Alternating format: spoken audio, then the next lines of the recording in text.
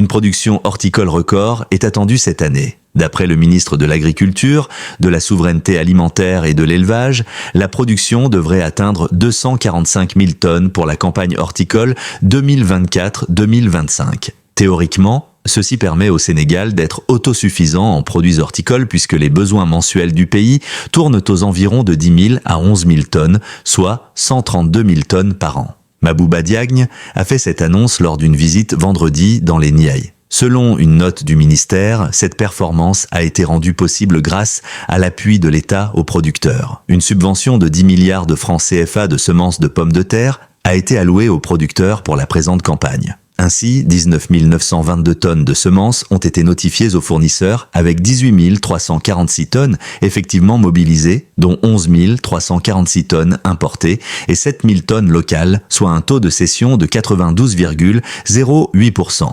Par ailleurs, 1000 tonnes de semences super élites et 500 000 vitroplans ont été mobilisés pour renforcer la production locale de semences. Sur les 10 milliards de francs CFA budgétisés, précise la note, 9,34 milliards ont déjà été engagés avec un reliquat disponible de 661 millions de francs CFA. Le renforcement des mécanismes de suivi ainsi que la digitalisation du système de distribution des semences seront des leviers essentiels pour optimiser davantage ces subventions, indique la source.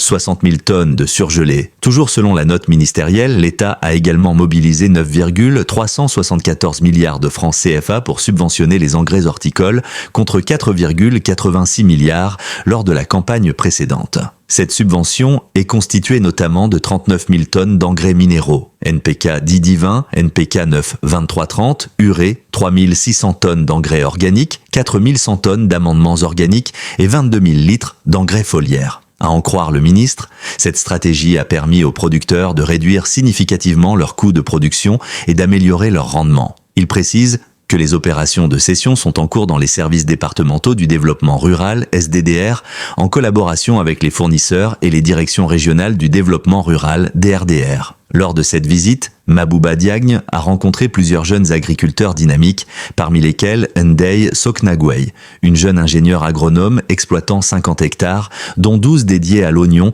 et 13 à la pomme de terre. Elle s'apprête à installer un système d'irrigation par pivot pour optimiser son exploitation. Saluant l'engagement du ministre, les producteurs et importateurs, à l'instar de Mbaye Ndiaye, ont, poursuit la source, insisté sur une bonne régulation du marché afin de protéger les petits producteurs par rapport aux agribusiness.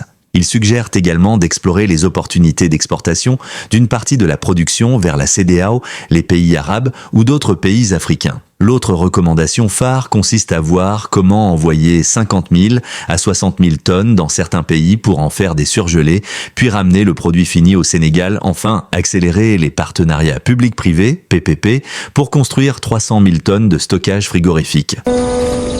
Aujourd'hui, nous semons les graines d'un Sénégal souverain, juste et prospère pour les générations futures. Si nous continuons à cultiver notre terre, nos idées et notre peuple, les fruits viendront toujours.